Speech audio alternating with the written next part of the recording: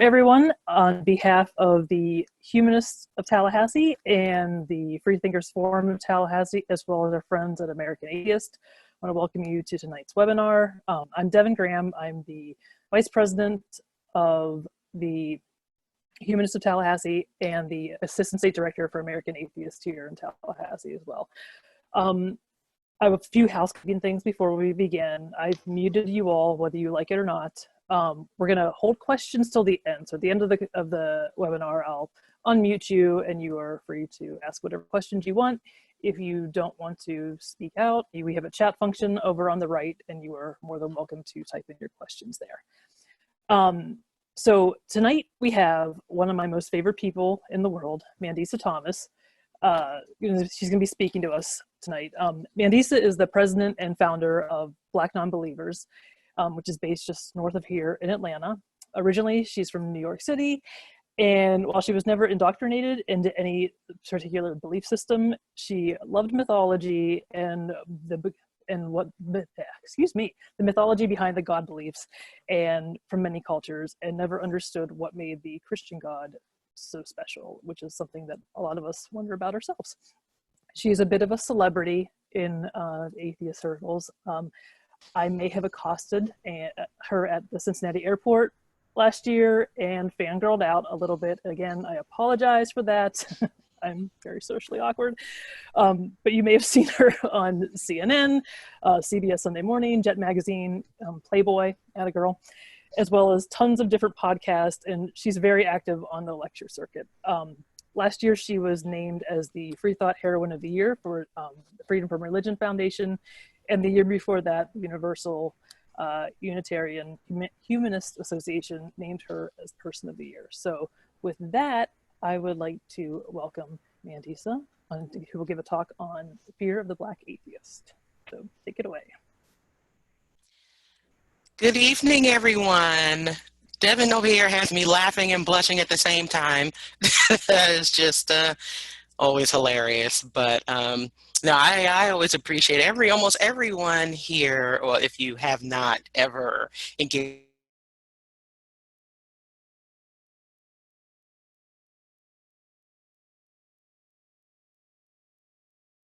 My mic was muted. There I go.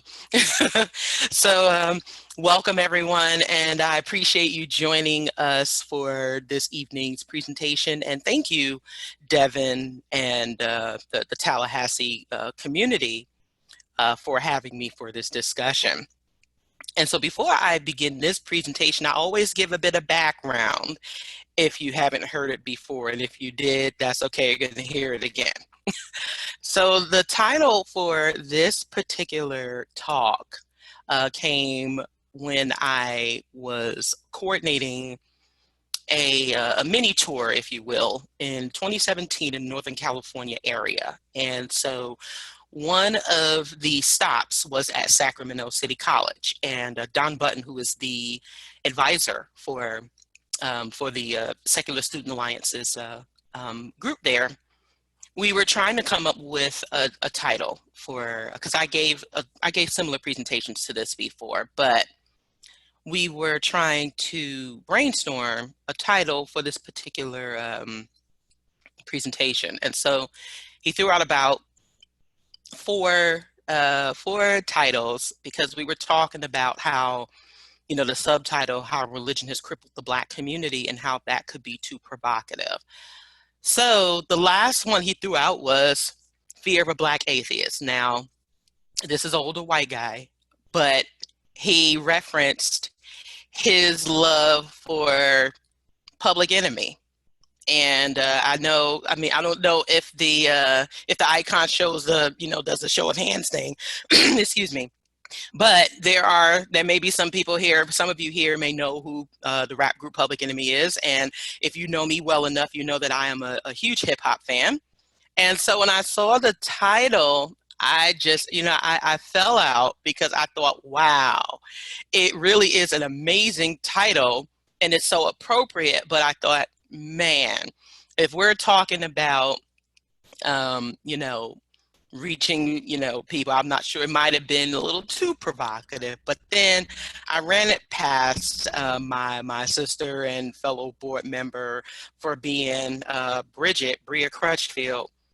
And she said, yeah, no, you need to go with that one. So I said, you know what? Yeah, that's about right. It's let's go with it, because for one, it does play off of the the Public Enemy album Fear of a Black Planet, which, as we can see by the news that we're hearing, is certainly a fear of when it comes to Black folks, and when it comes to what Black atheists deal with. It's always very appropriate to to note that fear factor, whether it is from coming from the outside or from internally. And so this is what I'm going to get into this evening. And some of my some of what I say will be coming from what I see when I encounter folks who leave religion behind, as well as what I encounter within other spaces, white secular spaces, Black religious spaces. So I think that there is going to be a lot of relatability when it comes to this presentation, if you haven't ever seen it before, but I always add something new to it. So we're going to get started right now. So first and foremost, where is my, yes. So I'm going to get into a bit about me. I know Devin gave a nice introduction. So yes, I am the founder and president of Black Nonbelievers. I'm originally from New York City. Shout out to all my New York folks that are, that are on right now. If you're familiar with that area, it's one of the hardest hit with the COVID-19 pandemic. So my thoughts are always with my family and friends, as well as our BM members there. I did have a non-religious / secular upbringing. I transitioned to full-time activism 2 years ago now. When we started the organization, I was working full-time at the Centers for Disease Control. I was the event services manager there. And this was back in 2011. And so as things progressed over the years, it became necessary, showed that it was necessary to hang up the full-time job, not just with the activism, but also with my family life here.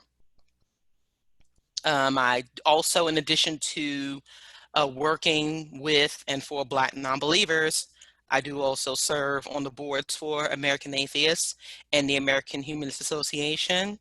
I also previously served on the boards for Foundation Beyond Belief, the Secular Coalition for America, and the Reason Rally Coalition for 2016. As Devin said, I was the recipient of the Free Thought Heroine Award for the Freedom from Religion Foundation last year. I also was a recipient of the Backbone Award for the Secular Student Alliance last year. And I was the UU Humanist Association's Person of the Year in 2018. That is a tongue twister, so I totally get it.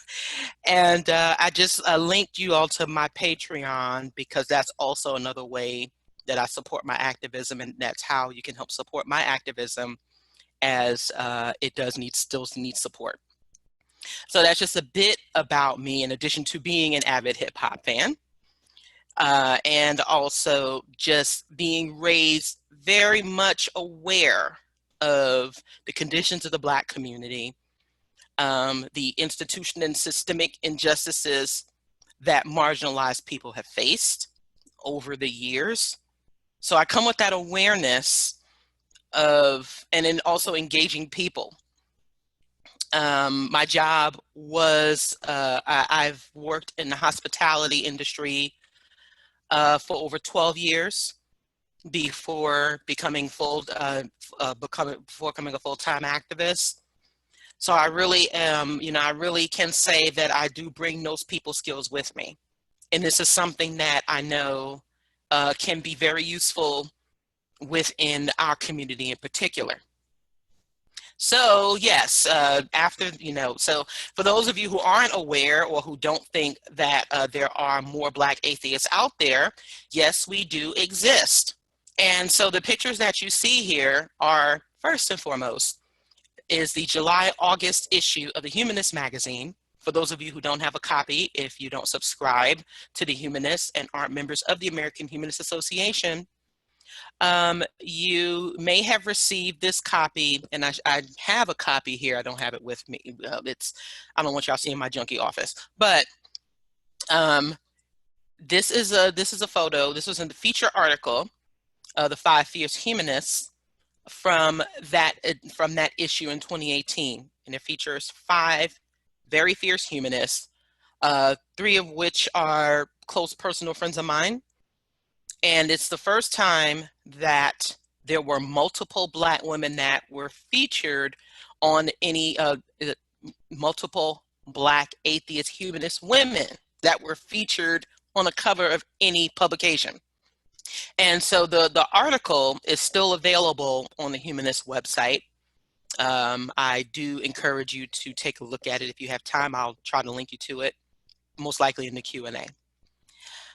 At the American Atheist Convention in 2018, which was before, like 2018 was a very, very, it was a very crucial year, crucial in a good way, because that was the year I was also featured in Playboy, and that was where the article came from, was at that convention in Oklahoma City. And upon being interviewed, and when that article debuted, there's a quote from the writer, which reads, "The most encouraging moment of that convention weekend comes when I introduced myself to Mandisa Thomas, president and founder of Black Nonbelievers, an organization dedicated to the support and visibility for Black atheists." Now, over the years, and it was interesting because I was talking about this in an interview that I did today, oftentimes we are asked, well, why is there a need for an organization like Black Nonbelievers? Why do we need to focus on, different groups? We're this one community. We shouldn't be separating ourselves. We shouldn't be dividing ourselves. So we tend to hear a lot of that, even within this community. But there are a number of reasons why, for those who aren't fully aware, or for those who think they may know, why there is a designated focus. There are a few things that must be understood, and I'm so happy now that the U.S. Secular Survey has been released, because there is now sufficient evidence to back up. I mean, there was before, but there is now sufficient evidence to back up the need for our organization. So before we get into, we must understand why religion defines the Black community, because it does.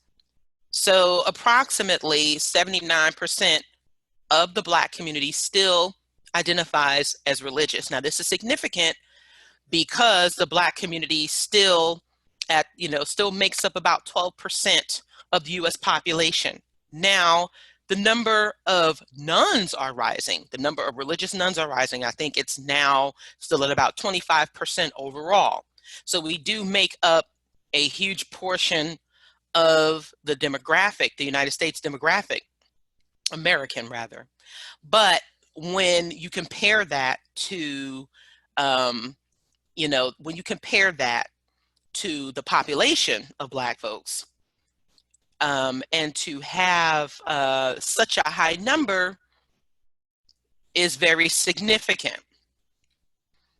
And also, to further understand why, now slavery in the United States forced African captives. I don't like to say slaves anymore, but the system of slavery, which enslaved other human beings, pretty much forced African captives to accept Christianity, and it was forced.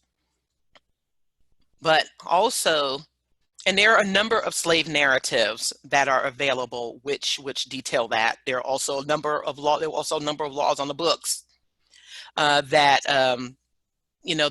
basically detail the forced acceptance of Christianity in the United States in particular. But once slavery and Reconstruction in particular ended, and the institutionalized racism, i.e. Jim Crow, was enacted and enforced in the 1870s, the Black church, and also during the enslavement period, um, the Black church became that primary support system for Black folks, and it was also a primary community building grounds. I can't say it was always safe. It wasn't always a safe space because, as I would argue, during the Civil Rights era, there were a lot of atrocities committed against Black folks and Black religious folks, but it still was a community building, space, and it did represent many folks in our community for those particular reasons. So that is, so having that background and understanding the role that it played. And yes, there were a number of prominent civil rights leaders who were religious.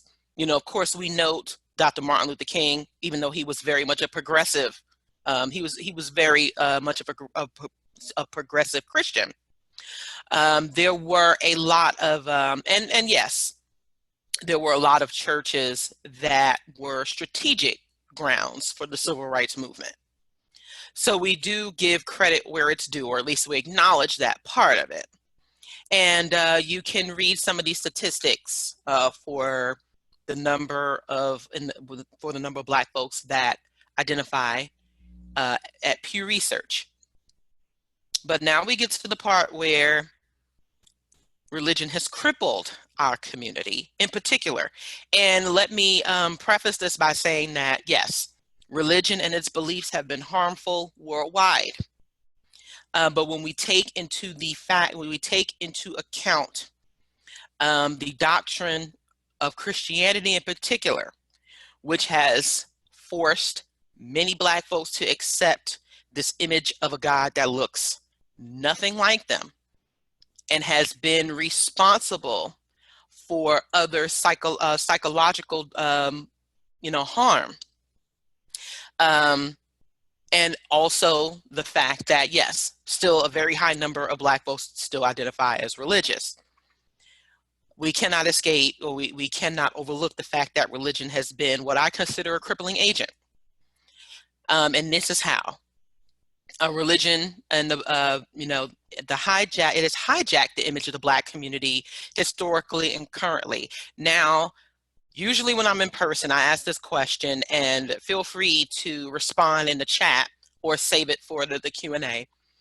How many of you have ever heard of Dr. Carter G. Woodson? So I'll just give you a few minutes to, to digest that part. Okay, very good. Yep, some people have. And so for those of you who aren't familiar with, yes, very much, he was very much an educator and a historian. He is most well known for his book, The Miseducation of the Negro, which was released in 1925. He was a Harvard graduate, worked under W.E.B. Du Bois for, gosh, I think it was the Crisis newspaper. But he is also the founder of Negro History Week, which eventually became Black History Month. And he is very much a critic. He was very much a critic of the church, the Black church in particular. So it's often ironic, not even often, it's very ironic that the legacy of Black History Month is lost on many. And oftentimes when we think of Black History Month, we are often presented with a lot of religious folks. Of course, rightfully so, Dr. King is, well etched in our history, but there were a number of Black folks, historian, artists, what have you, who actually challenged the institution of the church and who rejected religion. And you see it in their work. You can see it in, you can actually see it in quite a few artists and writers' works. But unfortunately, that piece of their work tends to be overlooked or swept under the rug. And oftentimes I never fail to, I never fail to meet someone who has never heard of Dr. Woodson, or who knew that he was a heavy, that he critiqued religion and critiqued the Black church very heavily. And so, oh, goodness gracious. Okay, yes. So it also ignores how Black folks became predominantly Christian in the United States. Now, there has been a shift amongst many Black folks, and there have been some people who have challenged Christianity in particular as being the slavers' religion, the white man's religion, and that is very true. Many Black folks would not be Christian or Christian as it has been presented here in the United States if our ancestors hadn't been forced to accept it. But we often see a number of Black folks who either are unaware of this history, or they, it's also swept under the rug. Or it's often, it is also couched in dismissing the white Jesus for a Black one, which I contend is also problematic. But also, it has severely diminished the critical thinking process and has reinforced dependence on a savior. So it is important to note that during the period of enslavement and afterwards, the role of the pastor and also the dependence on belief, understandably so because of what was going on back then. There was a heavy reliance on one's faith, especially during those times. So we do acknowledge that it played a role in how people coped. However, there has been a reliance on someone or something coming to save us. And as we are still dealing with a number of factors, especially as it comes to systemic racism and injustice,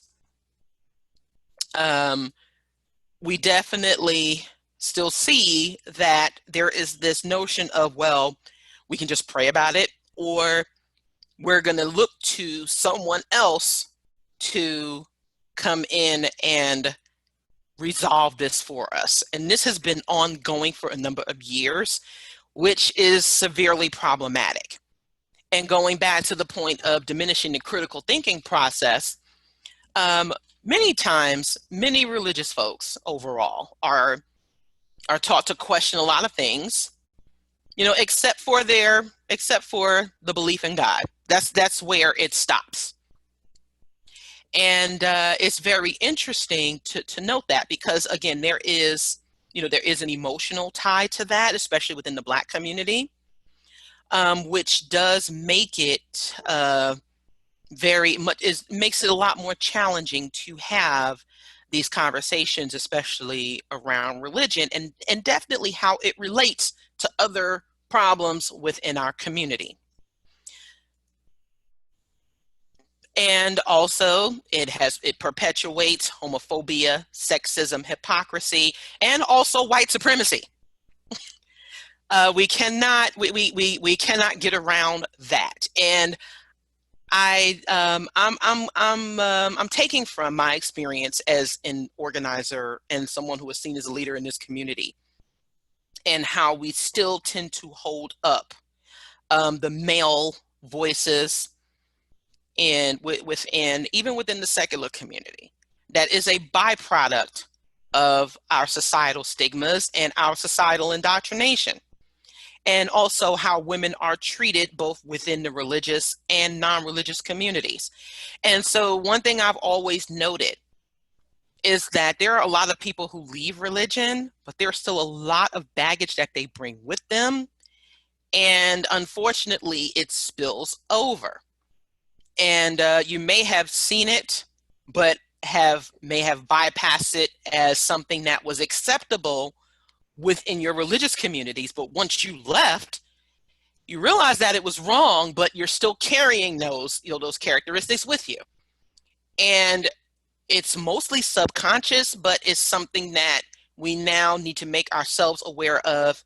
And hopefully we're now reflecting on these, on these characteristics. They aren't values at all, but there should be some reflection, hopefully more reflection in the future, on how these characteristics have spilled over into the non-religious community. But yes, the perpetuation of those things definitely has, especially within the Black community, has been a crippling agent. And yes, it definitely overlooks abusive actions that are committed by religious folks and their leaders. And I always reference the late Bishop Eddie Long, but we can go down the line and list of a number of folks within the Catholic Church and amongst other denominations of preachers and pastors and leaders behaving badly. But yes, it's interesting how we, or many religious people, look to, these leaders as being their moral guides, and they're very, very judgmental of people on a regular basis. But yet when they are caught doing, especially the family values folks, I really can't stand them, and I'm saying this for the record, the ones who are always talking about, their family values and, their view on morality, especially as it pertains to the nuclear family, but yet they get caught doing the very same things that they're preaching against. And their parishioners will just overlook that to say, well, he's still a human being, ultimately God is the judge, etc. But yet these particular individuals were not as forgiving as their regular members if they were caught doing the same thing, which is a very, very abusive pattern. It also takes money from the community, but doesn't sufficiently give it back. There has been a number of defenses. There have been many defenses of the Black church and its quote unquote support for the community, and how there are certain resources that are provided by these institutions for the Black community. And I would say to an extent that is true, but there is also that perception of it being an overall support system that people need, because the collective institution of the church has generated billions of dollars, which you would think would sufficiently have helped our communities in ways that we would be past certain things, but that isn't the case. Much of, and this has started with the prosperity gospel that was, that was invoked in the 1970s, that basically encourages more people to give to their church. The more you give to your church, the more they give to your pastor, the more your blessings will come. And we see this in the number of people who will blindly give to these institutions, and we see a number of their leaders living well beyond their means. Now, I will say that for anyone who is in a position of, if you are representing in any capacity, there is nothing wrong with making a living off of it. But when you're living, when your means is well beyond or well above the people who are supporting you, that there's a serious problem. And there is a documentary called Black Church Inc. that was produced a few years back that talks about this, and you can find it on YouTube. So yes, the financial aspect of giving to the church and giving to one's detriment, which I'm happy to say is sort of, especially in these times, that's sort of shifting a bit. But there are still a number of people who feel obligated to support their churches pretty much at their own financial detriment. And Finally, it keeps people in fear and isolation and from seeking help and solutions that are needed and that are also available. So one thing that I would say that, and one thing I've noted, that even though I wasn't raised religious, I've certainly taken in enough to understand that there is a fear factor, that there is a binding factor that comes along with it, which is something that I'm glad that I've never accepted, but I now understand how other people could, especially when we're talking about, when we're referring to my community. And also those institutional factors of, if you didn't accept this, this belief or this religion or this God, you died. And so that has been perpetuated over centuries. And it has been etched into the psychosis of a lot of Black folks. And it makes you, and it's also been, it's been etched into the identity of the Black community, that somehow being religious, that we absolutely must be. And so once you leave it, it's like you're rejecting your Blackness. So we deal with a number of these factors within our community of what it means to be Black. And it's unfortunate because there are Black folks of all kinds. But when you actually say the dreaded A word, that definitely invokes a fear in the believer. And also, it's very fearful for the non-believer, because once you leave, religion also in the church, that community compels you to think that if you leave us, you're all alone. And that is true. That has been true for a number of people, because it is a very isolating experience, and that's exactly what they want. And that is also that abuse factor there, where, oh, if you leave, you're nothing, even though this system isn't making you feel good in any way. But if you leave it, you'll be worse off. And that fear of hell is very, very real. I found that it's very real in a lot of people. And also dealing with other issues, especially as it pertains to our mental health, our physical health, and everything, and our well-beings overall. Having been being deeply indoctrinated, and once you leave, it comes with this, with a very huge emotional cost, and this idea that people are the lone wolf, which also goes back to this idea that we need to save other people. But the one good thing that, so now we're going to get into being and our work, because as I've noted before, historically, there have been members of the Black, there have been Black folks who have either never believed or who grew up religious and left the church and religion and the God concept behind, because those things aren't always mutually exclusive. And just because people leave Christianity, it still doesn't mean that they leave the God concept behind. And so that's something that needs to be understood. But for many folks who have found us, and before I go further, I will say that the mission, the core of our work is not to get people to stop believing in God. Although if they do, when they encounter us, then that's fine, because but that's a part of individual journeys.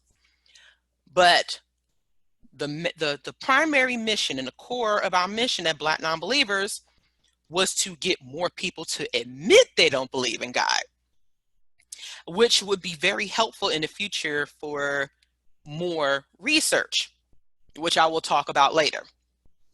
So as I said before, with Black Nonbelievers, if I may have said it before, we got started in 2011, and we were only supposed to be local to the Atlanta area because there were a number of organizations that were around at that time. You had Black Atheists of America that had gotten started. You had Black Skeptics Los Angeles. There was also African Americans for Humanism, which was a subsidiary of the Center for Inquiry. And there were a number of Black atheists who were, and religion doubters, who were convening in online spaces. And that's how I became more acquainted. And that was one of the ways I became more acquainted with the larger Black atheist demographic. And I will tell you, for me, it was like a breath of fresh air. It was like, wow, you mean to tell me that there are actually more people like me who think this way? It was, for lack of a better word, a miracle. But when I attended in-person meetings, that was an entirely different story. And I had heard this from from a few Black atheists online when they had discussed their experiences in attending meetups in person, and they being not just predominantly white, but also predominantly dismissive, and also primarily overbearing and tokenizing, and just overall being very uncomfortable. So we identified it was identified and determined that there was a need to build up this community in the Atlanta area, where we met up with more Black atheists in person, and we started socializing, networking, and participating in different events together. But also realizing that it was important to connect with the overall secular community and also the Black community at large.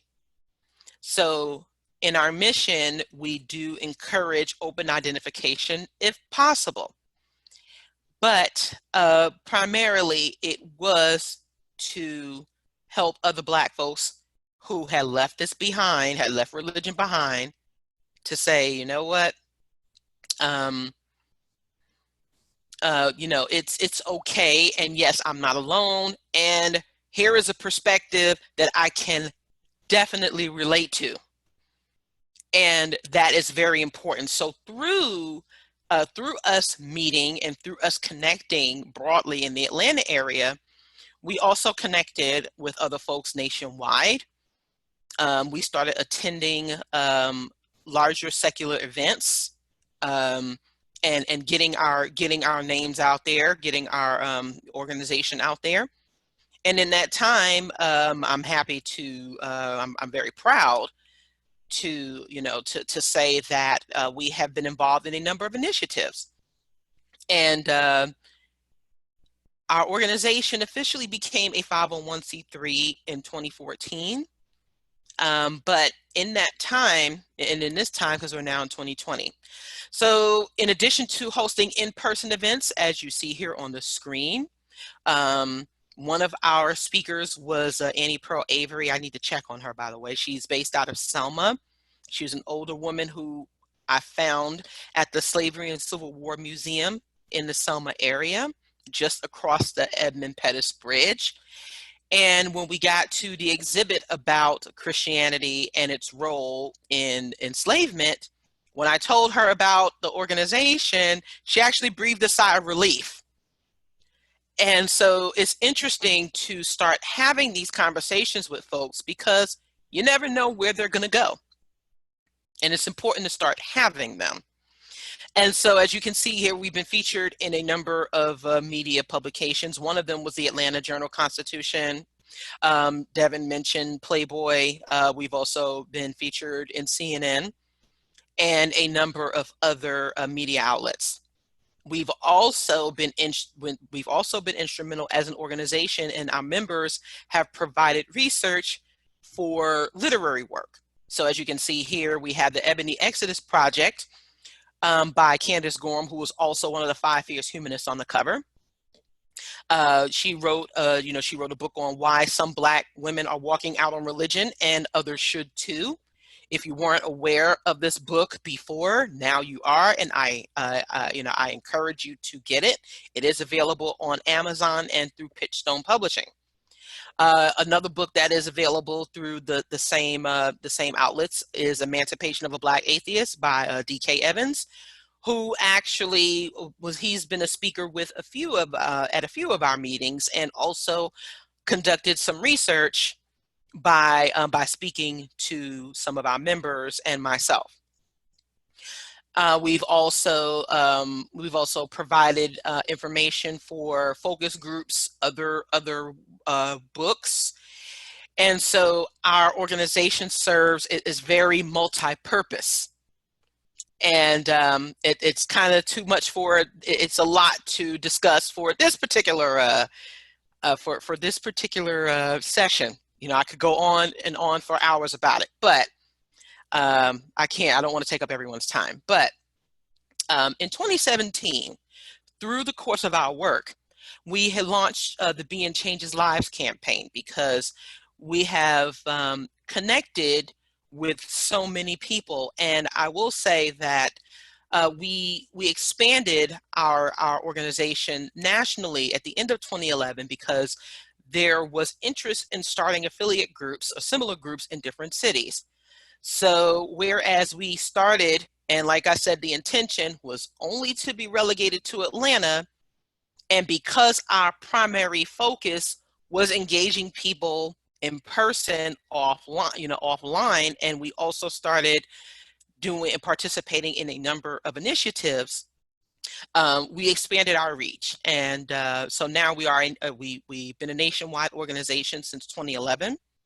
And in that time, I've had the wonderful opportunity to engage a number of people. And I will tell you that sometimes this work gets hard. It gets hard for me, and it has been hard for a number of people. But we've received feedback from members saying that our organization has not only changed their lives, but we've also saved their lives. And I'm very hesitant to take on the savior role, because that's a lot of work. That's definitely above my pay grade.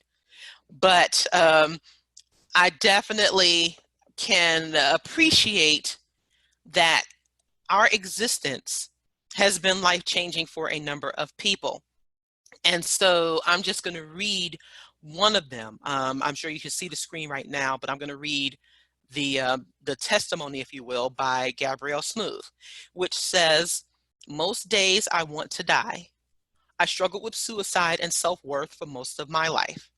One day, I got up the courage to tell my dad about the first man to touch me. The next day, I watched him shake that man's hand in church. Every pain I had to pray away with no relief. My father, his mother, his brothers, and both sisters are ministers. I've always been different and searched relentlessly for people who looked and felt like me. Then I found Being. I love how inclusive you are. You let people discover themselves and encourage us on this journey to be free of religion, aka bondage. The connections alone are worth being a part of your organization. Never go away, please." And so as you read these testimonies, which is testimony isn't a religious word, I've kind of had to get over that myself. And also, it's still a very active campaign. We launched in 2017 because we wanted people to see our members' faces and hear their words and hear their stories. And I've noticed that in the past couple of years, there has been a shift in a few larger organizations that have been wanting to focus on the stories of their members, community building, and such. And this is something we've been doing all along, since the very beginning, or from jump, rather. And we've actually been putting that into practice for a few years, because we want people to see that there are more of us out here, especially from the Black atheist demographic. And it doesn't always have to come from a scholarly perspective.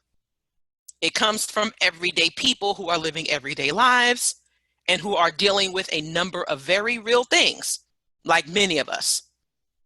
And so that has really been a huge accomplishment of our organization in bringing people together and also getting them to share and open up. Because openly identifying and openly expressing this has made a huge difference. So the hashtag for this campaign is Being Changes Lives. It can be submitted anonymously, and also it isn't just relegated to our members, but it's also open to allies for our organization, because we have worked with a number of people. And I would like to think that, I can't say that every experience was positive for either us or them, but I would like to think that we have cultivated some really good relationships along the way. And so we love to hear from people who have who worked with us, who are our members.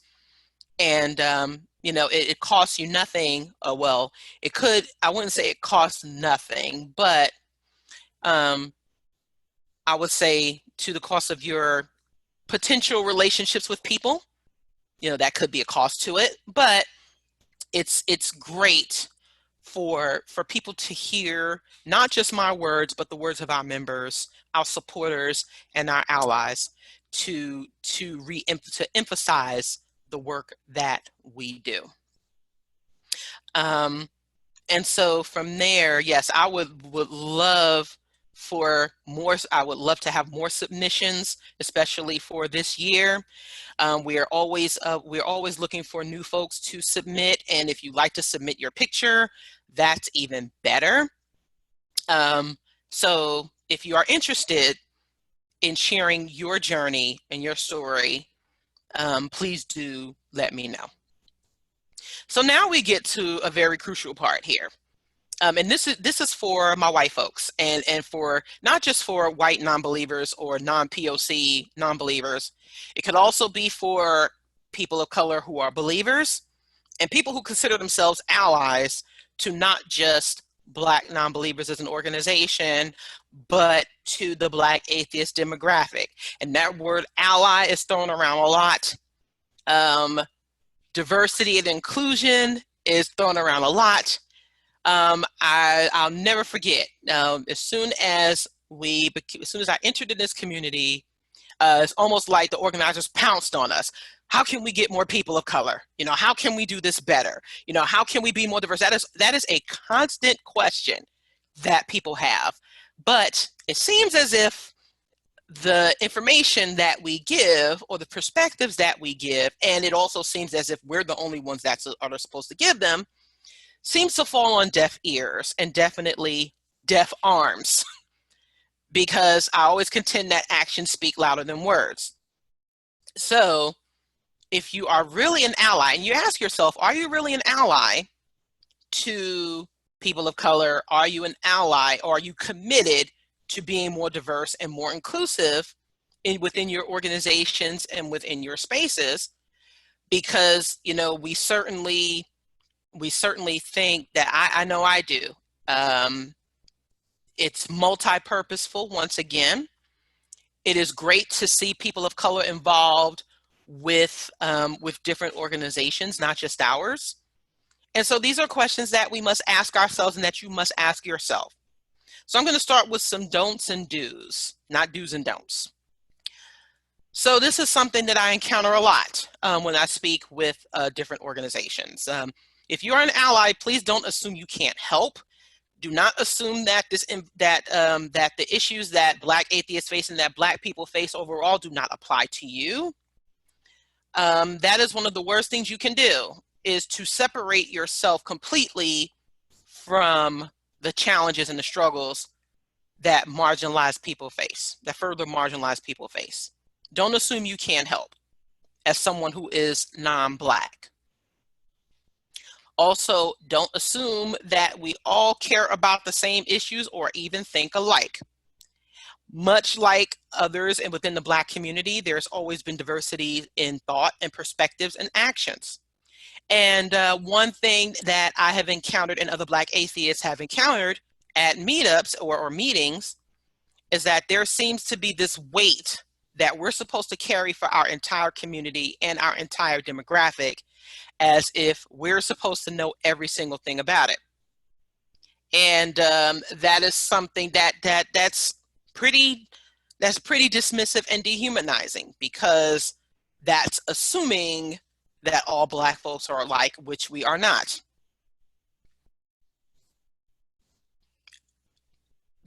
Don't dismiss the importance of our groups.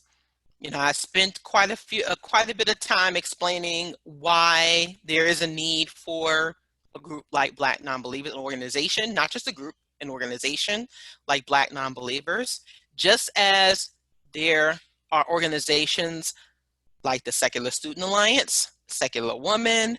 You know, there are different organizations within the secular community. And all of them, all of us, while we have similar missions, there are some differences which may appeal to different people. And if that even appeals, if the difference even appeals to white atheists, humanists, etc., there is certainly an importance and a designated and a need to have a focus, especially for black folks and other demographics. So it's important not to dismiss, you know, our existence. Also, don't become defensive when we discuss our concerns. You know, the saying "the truth hurts."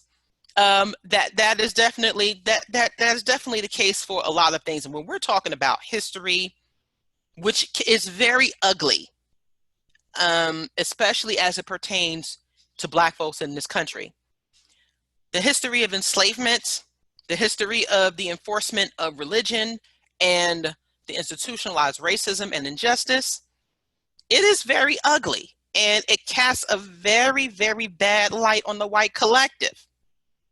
And this is something that even white folks have been affected by globally. So when we are speaking to the realities, the history, the experiences, and the reality, it is not to be taken personally, only if you know you are, or if you have been perpetuating it, whether it is subconsciously or not. But yes, the truth can be very, very ugly and hurtful, but it's necessary, because while there may be some people that may be directing it, you know, personally, but I would say it's important not to become defensive, because once you start putting your defenses up, you stop hearing, you stop listening. But that isn't just on the presenter. That's also something that you need to rectify, especially if you consider yourself an ally. And also, finally, do not say, "I don't see color or race," and basically ignoring racism and its problematic role. Because if we're still seeing predominantly white meetups, predominantly white groups, you aren't seeing the diversity that you're complaining should be there. So when you say you don't see, and yes, race is a human construct, but it is a racist construct that was created by who? White people. So we're not going to get around that. We are not going to get around that, and trying to dismiss that it exists is a problem. Even if you personally had nothing to do with it.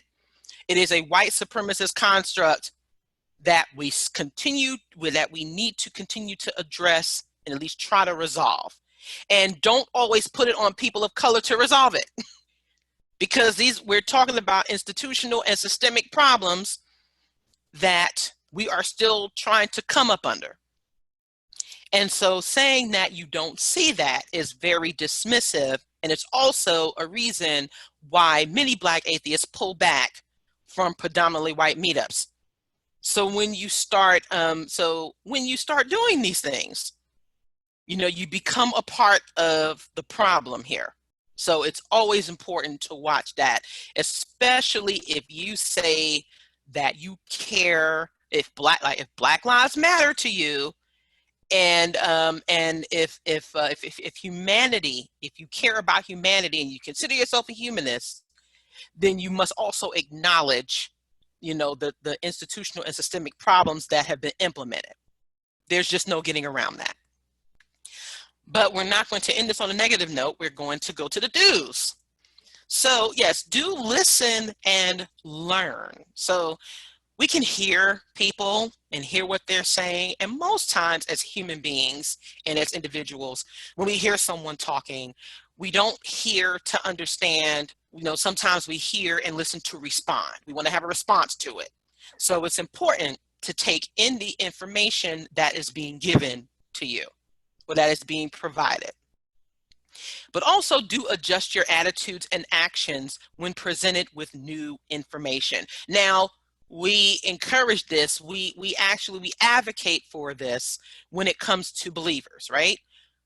We encourage them to accept new information and adjusting to it when there's been a factual basis presented.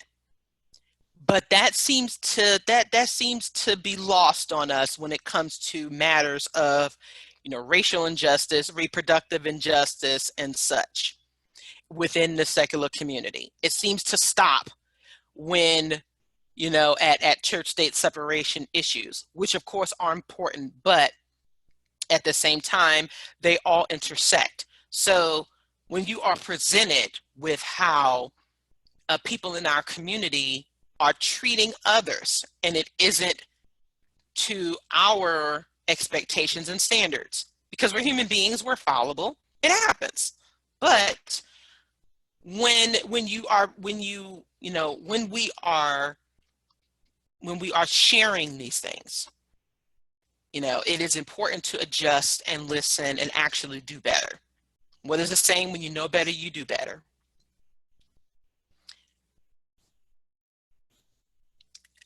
Also, do make sure we're sufficiently a part of input. And that doesn't mean just inviting Black folks to your meetings and trying to get us to attend regularly. Do try to recruit more Black folks for your boards. And also do reach out to other Black organizations and not just Black non-believers. Try to find goals that match yours, organizations with goals that align with yours, and reach out to them. And not just playing on the fact that, yeah, that we're atheists and non-believers, because that doesn't always have to be, you know, that doesn't always have to be the sword that you fall on, if you will. But that could also be a good way to encourage people to be a part of the group. And also, being a part of input means that some things in your organization may change. There may be some focuses in your organization that may change. And I will tell you that there have been some white atheists and humanists that have been very, very ambivalent and who have fought back against a focus on racial justice issues. I promise you, there are many of us who can attest to this. And I'm pretty sure some of my fellow organizers who are white can attest to this as well. There seems to be an old guard within any community that tends to push back against some forward measures and forward thinking. But if you are looking to be more inclusive and diversifying your groups, it isn't just enough to have membership. It isn't enough for membership. It also has to be reflective in your leadership. Do also, and this also goes to what I said about collaborating and participating, and not just with the sole intention of trying to recruit or trying to promote. One thing I'm very big on, and this is with everybody, you know, I'm very big on actually engaging people and relating to folks on the issues that we have in common and what we can work on. And so finding other organizations to work with, they must be continuous efforts. They cannot just be one-time initiatives, especially around Black History Month. only looking for speakers of color when it pertains to certain times of the year will not do you much good. Or it may do some good, but when you're, when it comes to the rest of the year, and so this must be continuous.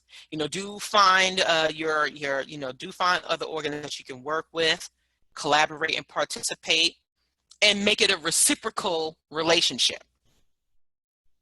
And sometimes there may be more that you may offer to them than they may have to offer to you, and that should be okay. Because if you're an organization that has more resources to offer and provide, then that's important, that's important to note. Do have information and resources available. So if you're, if wherever you're located, and there may be people of color or folks who may not be familiar with organizations like Black Nonbelievers, it's important to, to have our information handy. And just, just having it doesn't mean that, you have to push it on them, but just asking, well, have you ever heard of this organization? Whether it is someone who has a sliver of doubt, it's important because, we help walk people through that. And from a perspective that may be much more relatable than, than someone. And it's okay to admit that. It is okay to know when when you can speak on something and when you should defer to someone else or to another organization. So do have that information and those resources available. And last but certainly not least, do donate and support. Much like other organizations, our organization needs support as well. And as I stated before, we are a 501c3 organization that is dedicated to community building and growing the demographic. And we do this through a number of initiatives and ways, and that isn't possible without your support. And so in doing that, you can become a monthly or other regular contributor to Black Nonbelievers through our website. And one question that I do tend to get at different events is, as someone white, can we wear Black Nonbelievers merchandise? Of course you can. And if you can see the pictures here, you can see these number of beautiful women who have, who have sported our gear, and who, and folks who support us. And the one thing I will say, I was asked a question on Facebook not long ago, or there was a concern that there would be white folks who participate with Black Nonbelievers and who will try to overrun it. And for anyone who has ever, for anyone who's ever engaged me, knows that no one runs me, regardless of who you are. Now, I encourage teamwork and team building, but, Black Nonbelievers as an organization will remain Black-centered, always has, always will, but we encourage everyone to support us and to spread the word about us. And it is about awareness. And it is about encouraging those folks to be out and, and to be comfortable with their non-belief. And it's going to take all of us to help with that process. So again, regardless as to whether you are Black or not, you do play a part in helping us expand and grow our organization and our membership, which in turn can also help your membership. Because as I said before, I'm very much, I'm very big on team building and teamwork and reciprocation. So these are the things that, if you consider yourself an ally, and are you really an ally, these are the things that you do. One of my favorite phrases is, put your money where your mouth is. And that's something that, we should continue to do. So here's some upcoming events, fingers crossed, and I put the asterisk there because it is subject to COVID-19 circumstances. The first event that is scheduled for the end of September is the second Women of Color Beyond Belief conference. And some of you may have attended last year's event. You may have seen the videos on our YouTube channel. It is the first conference of its kind that has featured all women of color, speakers, activists, authors, etc. And that is one of the beauties of our organization, is that, again, we center our voices, and we definitely are all about women's empowerment. And it was presented by Black Nonbelievers, Black Skeptics Group, and the Women's Leadership Project. Hopefully we will be able to convene in person, but of course we are monitoring the current circumstances. But we will keep everyone updated. If we have to go virtual, we will keep you updated on that. Another event that I'm hoping will take place, and that I'm representing the shirt for, is our annual cruise convention titled BNC Con, which is to take place in November. As of right now, Carnival is set to resume most of their operations in September. And if you have never been on this event, I highly encourage everyone to attend a Black Nonbelievers event, because I guarantee you it will be one of the most rewarding experiences that you will ever have. And there's a mix of interactive sessions. We have speakers. We're going to be doing some service projects on this particular cruise. It's going to be a 7-night cruise aboard the Carnival Magic. Now, of course, amid the circumstances, we are monitoring, the safety practices very carefully, and, we encourage everyone to abide by them. So we will be doing so, especially for this particular event, because it is going to be in a space of quite a few people. And of course, we need to be very careful. So we hope to still be able to cruise this year, but we will keep everyone updated. And finally, the third event is our 10th anniversary celebration that is set to take place in January of 2021. And in 2016, we held our 5th anniversary, where we had a number of speakers, we had a number of sessions and workshops, and this will be no different. This time you will be hearing from other and newer voices, some who have been with us from day one, but some who we have met along the way and are doing some fantastic work. And this will be a great time for us, especially after everything that is going on, because, I know there are a number of us who we miss that in-person interaction. We miss that in-person engagement, rightfully so.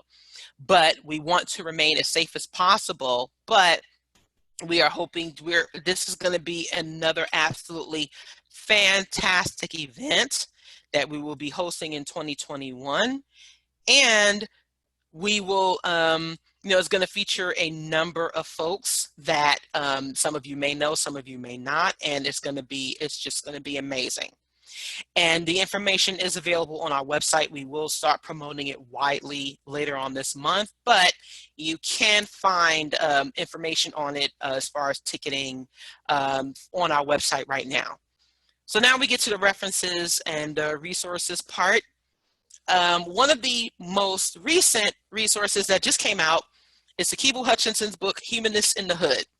And if you aren't familiar with her, she was also one of the 5 Fierce Humanists. She is one of my co-producers of the Women of Color Beyond Belief Conference. She does have a number of books under her belt. And so her book was released this year. If you haven't picked up a copy, I highly suggest you do so. It is available on Amazon. She also has a few appearances scheduled with a few organizations that I highly recommend that you watch. We will be featuring her in June for BN's general meeting. And so, I highly recommend you checking it out. Also, Black Freethinkers, someone in the chat mentioned Chris Cameron, A History of African-American Secularism. He will also be one of our speakers for the 10th anniversary, as well as Sakibu. And so I highly recommend you pick up his book on the historical aspect of secularism, atheism, and humanism within the Black community. Because that history, as I said before, tends to be overlooked, and it shouldn't be. But also, speaking of CNN, I wrote a op-ed piece a few years back now, about 5 years ago now, but it is still very relevant, titled "Confessions of a Black Atheist," and it was released after the 1 hour special that CNN aired on atheists, which was very, very lacking in diversity and inclusion, and that could have been for editing purposes, but that part was, it was not lost on a lot of people. So luckily it was, followed up later on that year by the CBS Sunday Morning special, which featured more voices, especially from Black non-believers. But I highly recommend, if you can, read that op-ed piece that I wrote for CNN. And ironically, today, someone reached out to me on Facebook and referenced a contradiction by Jeremiah Kamara, who is absolutely one of my favorite people in this community. He was also one of my inspirations for getting involved in the movement. It is a documentary which explores religion within the Black community and the role that the church has played. So if you want to further understand how religion has impacted the Black community, I highly recommend you watching this documentary, as well as his new one, Holy Hierarchy: The Religious Roots of Racism in America. Both are available on Amazon Prime, so you can rent them, or if you have a subscription to Amazon Prime, you can watch it as many times as you want. And also, I mentioned our YouTube channel on previously. We do have presentations from the Women of Color Beyond Belief Conference on our YouTube channel, some presentations from our 5th anniversary, a few from other meetings, but also, just if you would like more information about what we do and what we have done, you can certainly subscribe to our channel to support more of our work. So in conclusion, I'm going to quote another one of our members. This is before seeing that video of you on YouTube, I really thought I was the only Black person who didn't believe in a God. I then logged onto Facebook and found your organization, Black Nonbelievers, Inc. The joy I felt in seeing and meeting so many Black people who were skeptical or who outright didn't believe. Thank you once again for being an inspiration and bringing visibility to atheism/secularism in the Black community. It is so needed. Now, I will tell you that this is not what I sought to do as far as being the favorite person of a lot of people, which I really do appreciate, because this is something I actually enjoy. But really, it was because I had to leverage, and I also had to deal with the fear I had with openly identifying as an atheist, especially as someone who was Black, because it can be scary, to initially realize that you don't believe can be a scary thing for a number of reasons. One, the baggage that comes along with being a believer, and also the fear that still is there. But also, once you come to that realization, how it can affect your relationships with your family, your friends, and the people around you. And also fearing that there is no one else there. Many of us have been there. We understand it. But when it comes to especially the Black community and the Black atheist demographic, it is much, much more challenging. We have many more hurdles to deal with externally and internally. And as I said before, it is going to take for all of us to work together and to continue to support each other in encouraging more people with their realization and their identification. And whether you never come out openly as a non-believer or an atheist, that's fine. But it is important for people to know that there are others out here who offer that support, who are providing that support, and who understand what we've been through, especially as Black folks, because there are a number of us who get it. We have faced those fears, and some of us have overcome them. There are still a lot of other factors to overcome, but in doing this together, we can help ease more of those fears and become stronger as a community, as a demographic, and really making our place known in this society as we know it. Thank you very much for watching, for tuning in. I appreciate once again the Humanists of Tallahassee and the Freethinkers Forum and American Atheists for having me speak. And if we have time for questions, I don't know how much more time we have, but if there are some questions that we have. All right, yeah, we have, I've unmuted everybody, so if you're not wanting to talk, might want to self. We do have a few time for questions. So the problem with I think with Black people is going to be that a lot of Black people are going to make the argument we can't tell the difference between the two. That's going to be that's.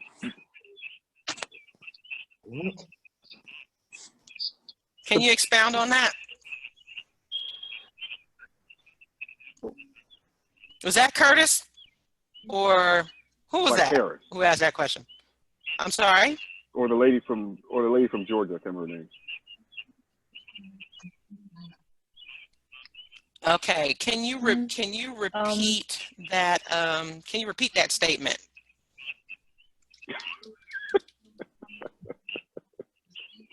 Okay. I kind of didn't. Okay.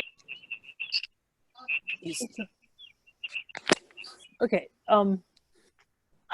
We have a question.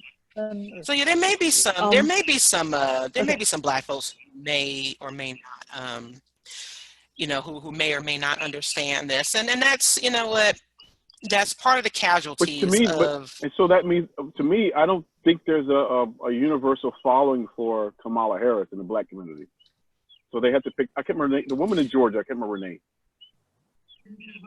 Oh, Stacey Abrams, the one who ran for governor. Oh. Yeah, but people like her. Yeah, I mean, that's totally fine. I mean, I think she's universally popular. Yeah, she's a huge believer. Yeah, Stacey Abrams is a huge believer, which is kind of we get this pit in our stomach whenever Black politicians reference, and they strongly reference, their belief in God. It doesn't matter to people sometimes. Which, it gives us this this huge it's like, oh gosh, like again. But other than those two women I mentioned, I'd have to research who we could pick, because Stacey Abrams or who do we have to pick? What do you mean? Stacey Abrams to me is a popular person, and Kamala Harris is a popular name, but I don't think people. She's a former prosecutor, so people are slamming her for that, and I think that's part of the reason. That's part of the reason why she didn't really have any. Isn't that kind of off topic? Well, that's interesting, because that also goes into the savior part, right? This goes into the savior mentality of the Black community, that there are going to be differences of opinions that people have, and it almost seems to imply an all or nothing. That, okay, well, certain Black people shouldn't be supported, and we've certainly dealt with this as a demographic, that once people find out we're atheists, make excuses like she's a DA and they don't like it. Okay. I don't think they're different conversations. Right. Yeah, okay. I guess that might be something that for, okay. But I would say, to bring it back to the discussion, is that as this is why it's important for us to speak up. This is why it's important for us to continue to engage and make our voices heard, because especially as we become a huge part of the voting bloc as non-believers and as secularists, it's going to be important for us to state that, because our representatives need to know who we are, and even our Black representatives. There's been a religious privilege within the Black community for a long time. And as now a lot of these politicians understand that there are certain demographics that they need to reach out to, like the LGBTQ community. I know that Stacey Abrams was one of them.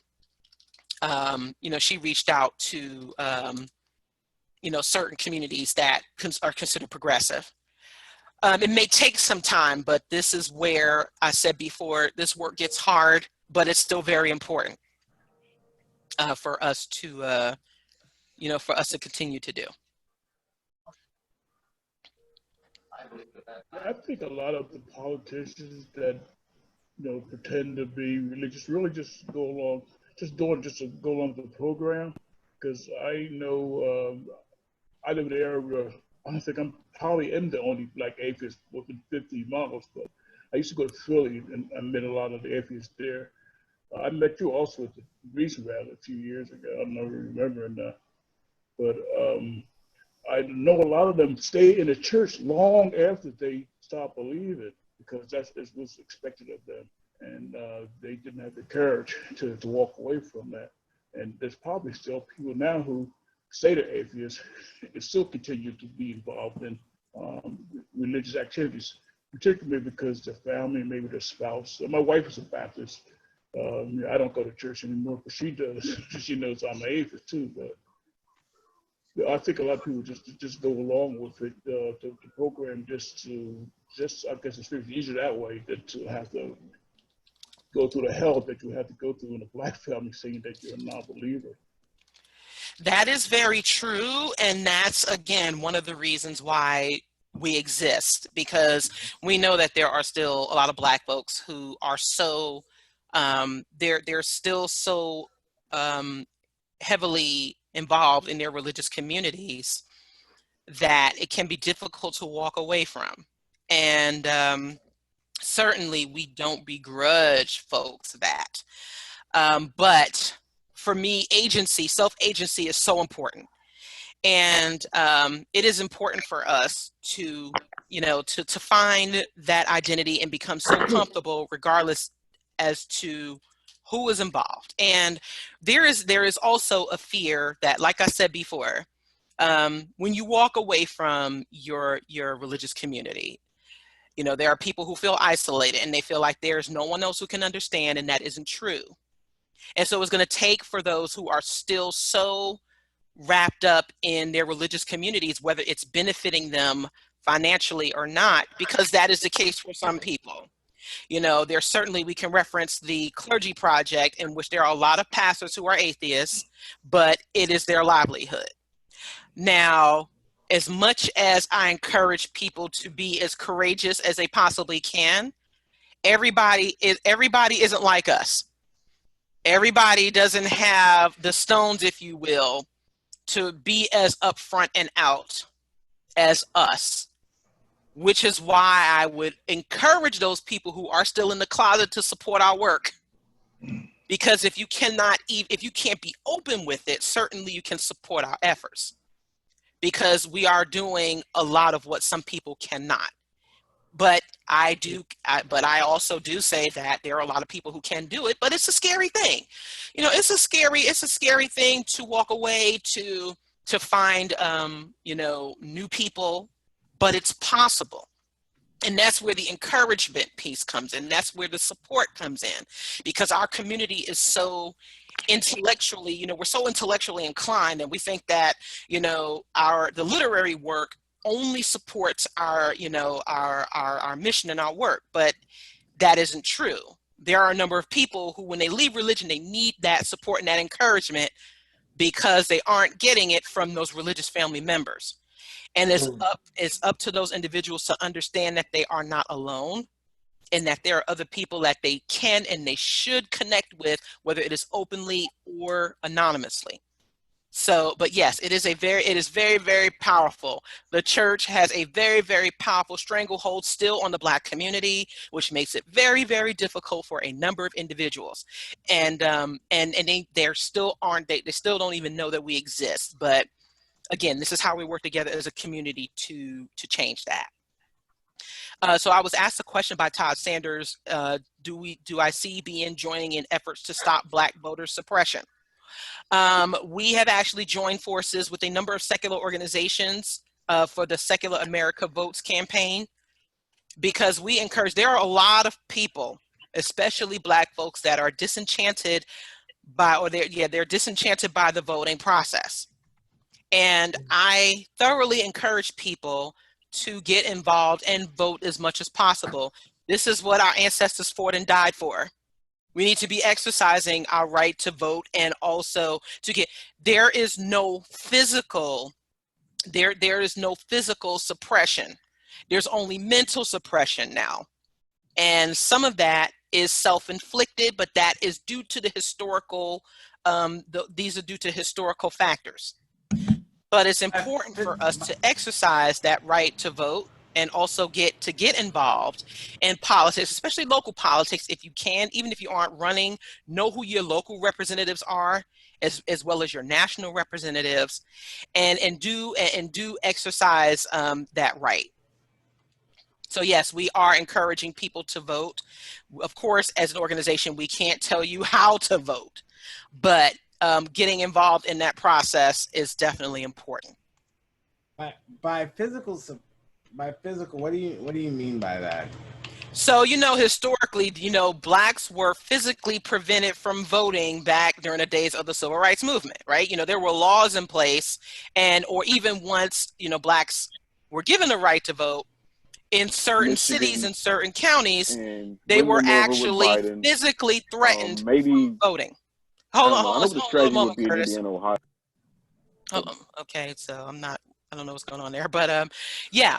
So there were actually physical threats of violence and harm to prevent Black folks from voting, and that was primarily from either whether it was the Klan or other organizations. But now it's more subtle, I would say. And I know that there was a case before the Supreme Court that struck down something within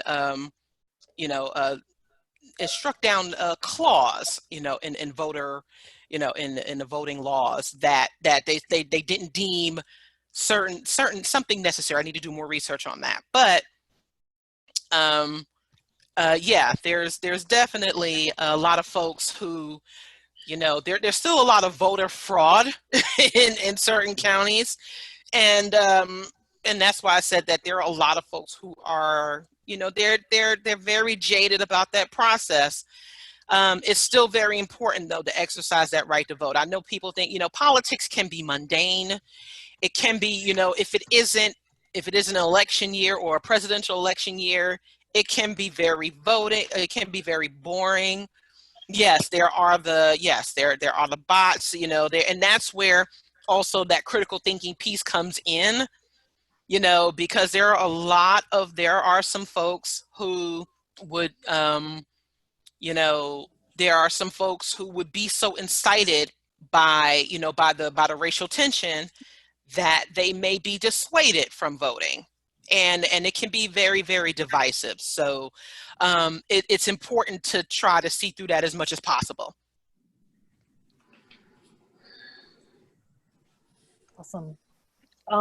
We are technically out of time. I don't know if there's any pressing questions that anyone wants to ask. But I will be posting this talk on YouTube. I also put all the links that Mandisa mentioned up. So if you want to find, you can get to those. Mandisa, thank you so much. This was fabulous. This was really great. And with that, I guess I'm going to thank everyone for coming. Yes, thank you all for being here. Thank you all for listening and tuning in.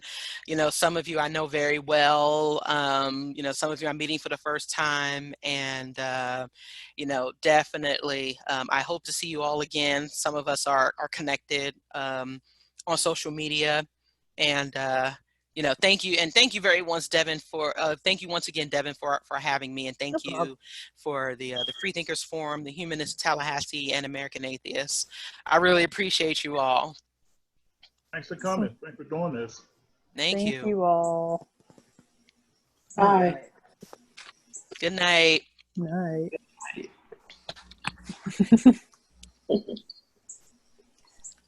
Will's yelling at me because I was touching my face too much.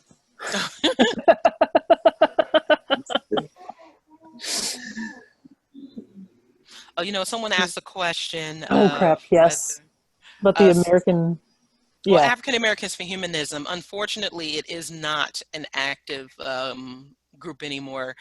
Center for Inquiry dissolved it last year, as a matter of fact. Oh. So we are now the longest running Black atheist organization that is still active.